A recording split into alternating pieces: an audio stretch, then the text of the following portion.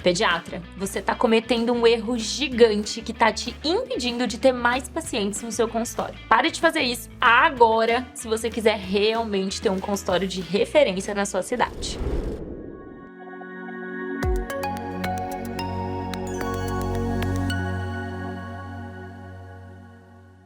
Eu sou a Gabi, pediatra, neonatologista, pediatra de consultório e uma das fundadoras aqui do PDC, o nosso querido pediatra de consultório. E aqui, neste canal, nós ensinamos de forma prática a puericultura, a gestão e o marketing que você, pediatra, precisa para se tornar referência no consultório. Então, claro, já se inscreve aqui no canal e ativa as notificações para que você seja lembrada toda vez que um vídeo novo estiver disponível, o que acontece todas as quartas-feiras. E antes da gente começar, você já se perguntou por que alguns colegas pediatras parecem atrair pacientes sem esforço, enquanto outros lutam para preencher um período da agenda? A resposta pode estar mais perto do que você imagina. Na verdade, bem na frente do seu espelho. Eu tô falando de um erro comum que muitos pediatras cometem e que pode não apenas afastar os pacientes em potencial, mas também acabar com a nossa credibilidade profissional. Eu tô falando, gente, do fato de a gente se vestir, falar e nos portarmos como crianças. Agora você pode estar pensando uma coisa,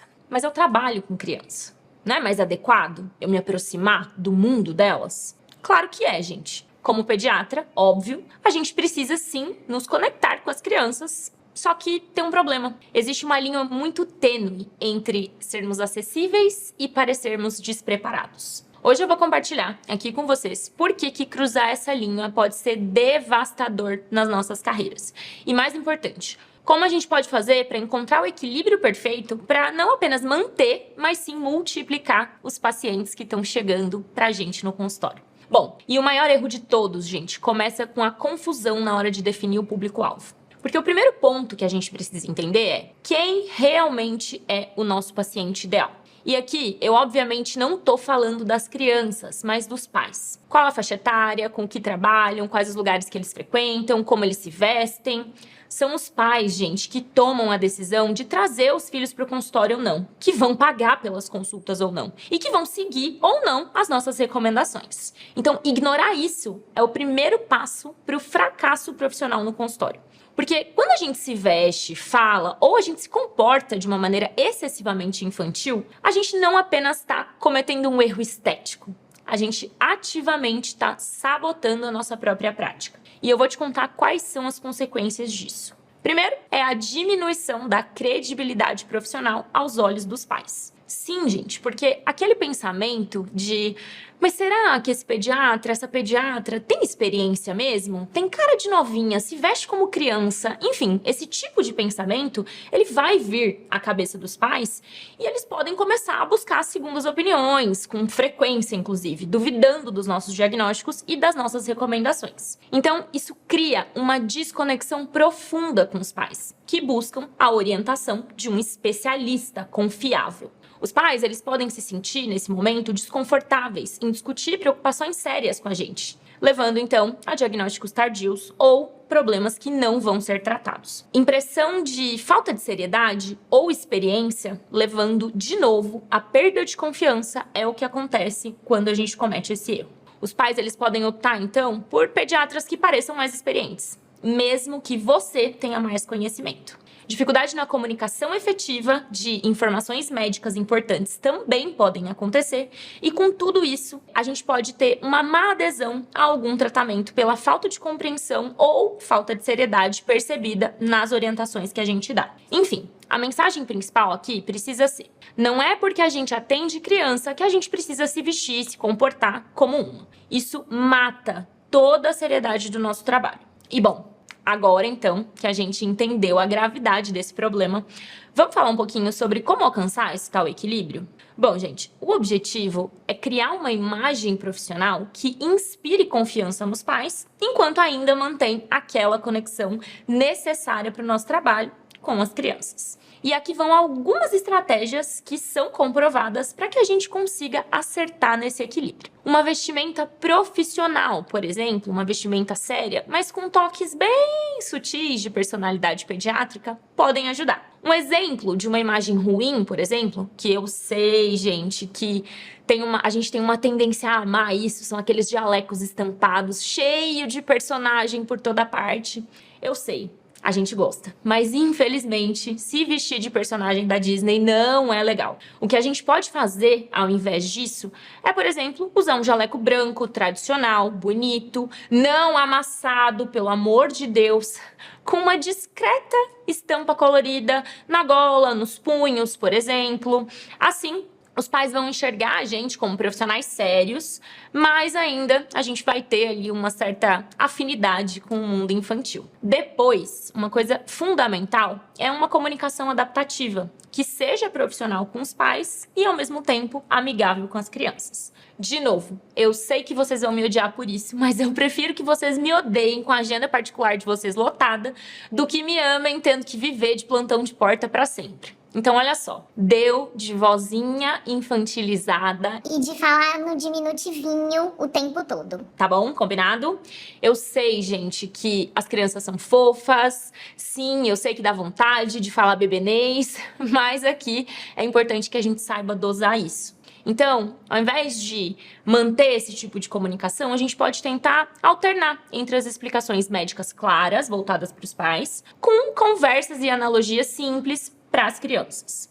Porque fazendo isso, os pais vão sentir que estão recebendo uma orientação especializada, enquanto as crianças vão se sentir parte da consulta, porque sim, elas são os nossos pacientes. Depois, a gente precisa prestar atenção no ambiente do consultório, para tentar equilibrar, de novo, o profissionalismo com esse acolhimento da criança. Gente, eu vou ser cancelada com esse vídeo, com certeza. Mas, de novo, tudo bem. Se eu conseguir fazer os pais dos seus pacientes te enxergarem como uma autoridade e pagarem pela sua consulta sem questionar, eu vou ficar feliz. Então, olha só. Alguns consultórios, eles podem parecer mais uma creche do que um espaço médico. Sério, prestem atenção. É legal, gente. Óbvio que a gente tem que ter brinquedo. Tem que ter. Tá tudo bem o consultório ter uma decoração que seja lúdica para a criança, que seja inclusiva. Mas os pais são adultos e você também, lembra? Por isso, que tal a gente ir de novo pelo caminho do meio com uma decoração um tanto quanto mais sóbria, mas sim com áreas voltadas para as atividades infantis. Fazer isso, de novo, vai transmitir mais seriedade e, consequentemente, mais segurança para os pais e, ao mesmo tempo, vai manter o espaço confortável para as crianças. Seguindo, a gente tem uma postura corporal e linguagem não verbal, que também são super importantes aqui. Gente, sério, muitas pessoas erram nisso. Eu, inclusive, já errei também. Mas a questão é que manter uma postura sempre informal, sentando no chão, ficando sempre agachado, a gente passa sim para o nosso cérebro reptiliano a mensagem de que a gente está acuado, de que a gente não é confiável, ou pelo menos não confiável o suficiente para cuidar do filho de alguém. Por isso, não façam isso no consultório de vocês. É muito melhor a gente tentar alternar entre uma postura ereta, ao falar com os pais, e deixar o chão e as posições mais relaxadas para as horas de exame físico, por exemplo. Isso aí tá tudo bem. Isso vai demonstrar uma versatilidade da nossa parte e, claro, a gente vai mostrar respeito tanto para os pais quanto para as crianças. E eu sei que isso parece ser simples, mas faz total diferença na forma como você é vista pelos pais. Porque sabe o que vai acontecer quando você passar a aplicar essas estratégias? Você vai ver um aumento significativo da confiança dos pais nas suas habilidades profissionais. E é isso que você tá buscando no consultório. Uma melhoria, gente, na comunicação e na adesão aos tratamentos que você prescreve. Um aumento exponencial nas recomendações e na retenção de pacientes, que é algo super importante. E claro, uma diferenciação marcante em relação a outros pediatras, a outros profissionais da mesma área. Então lembrem sempre, os pais estão confiando a você o bem mais precioso deles. A sua apresentação, o seu comportamento, eles precisam honrar essa confiança a todo momento. E eu sei Implementar essas mudanças pode parecer bem desafiador, principalmente se você vai começar agora. E principalmente se você está acostumada com essa abordagem mais descontraída. Mas eu posso te garantir, com base em anos de experiência e inúmeros casos de sucesso aqui da nossa comunidade PDC, que o impacto positivo, principalmente a longo prazo, é garantido. E para facilitar essa sua jornada de transformação, eu vou deixar aqui um plano de ação desenvolvido por nós aqui do PDC, que tem 5 etapas. Então anota aí. Primeira coisa, faça uma análise sem vieses da sua imagem. Então pense honestamente sobre a sua apresentação atual e peça feedback aos seus colegas de confiança, pessoas próximas de você. Peça para que eles te definam e digam 3 palavras que eles lembram ao pensarem em você. Pode acreditar em mim, isso é um exercício muito poderoso. Depois, considera aí uma renovação do seu guarda-roupa. Existem peças-chave que transmitem sim profissionalismo e vão manter sempre um toque de acessibilidade. Vai lá no @TaritaDalbó no Instagram e me agradece depois. E a terceira coisa é o treinamento de comunicação. Gente, comunicação não é um dom, assim como a medicina não é um dom. A gente não aprende a clinicar praticando? Pois é, a gente precisa treinar diariamente a nossa comunicação para que ela possa ser aperfeiçoada com o tempo. Depois, como quarto ponto, a gente tem um redesign do ambiente de trabalho. Então, faça uma revisão crítica aí do seu consultório e tente focar em espaços que vão refletir tanto a sua expertise quanto o seu lado pediátrico aí. E o quinto ponto, e não menos importante, não se esqueça, não menospreze a atualização constante. Isso faz parte da imagem que você vai passar para as famílias no seu consultório. Eu te prometo que implementando esse plano, você vai ver uma transformação acontecer. Não só na percepção dos seus pacientes, mas também na sua própria confiança e satisfação profissional, que é super importante. Agora, vamos aqui abordar algumas preocupações comuns quando a gente fala desse tema. Primeira, mas será que eu não vou perder a conexão com as crianças se eu me tornar muito sério, muito séria? Não, gente. Na verdade, você vai aprimorar essa conexão. As crianças, elas tendem a respeitar e se sentir seguras com adultos que são, sim, calorosos, mas claramente profissionais. E os pais, mais ainda. Depois, uma objeção muito grande. Mas como eu posso fazer essa transição sem parecer abrupto para os meus pacientes atuais? Gente, toda mudança é um processo. Então, a gente precisa implementar essas mudanças gradualmente, ao longo de 2, 3 meses, por exemplo. Não precisa ser de uma vez. Então, comunique aos pais, às famílias que você atende, que você está atualizando a sua prática para que você possa melhor atendê-los. Com certeza, isso vai dar um up na forma como você é vista por aí, porque vai mostrar que você é um pediatra, uma pediatra que se atualiza e busca o melhor para os pacientes e para as famílias sempre. E a última, mas eu preciso mudar completamente a minha personalidade? Gente, absolutamente não. Aqui a gente está falando de refinar a apresentação profissional e não de alterar a essência de ninguém.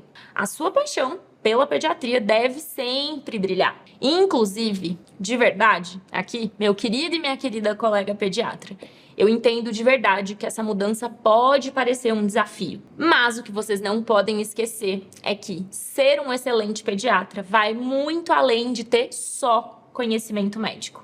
O pediatra precisa proporcionar às crianças e aos pais a sensação de segurança, de confiança e de conforto e cuidado, com certeza. Porque quando a gente equilibra esse profissionalismo com o nosso lado pediátrico, a gente não só está melhorando a nossa prática, mas também está elevando o padrão da pediatria que a gente exerce, como um todo. E eu sei que você provavelmente nunca teve contato com esse tipo de conteúdo antes, mas é justamente esse o nosso papel na educação continuada aqui do PDC. Então, se esse vídeo foi útil para você de alguma maneira, já segue a gente aqui no YouTube para receber notificação dos nossos vídeos novos toda semana. E se você quiser aprender mais sobre isso e tudo o que você precisa de puericultura, gestão e marketing para ter um consultório de referência, eu te recomendo fortemente aproveitar agora a nossa melhor oferta do ano e talvez da nossa existência, que é a nossa Black November. É só tocar no link que está aqui na descrição desse vídeo e fazer a sua inscrição agora. E não querendo abusar, mas já abusando um pouquinho, deixa aqui nos comentários qual aspecto da sua imagem profissional você planeja transformar primeiro, que eu vou responder todos pessoalmente, tá bom? E claro, né, gente? Deixa seu like aqui, que não custa nada, e até semana que vem.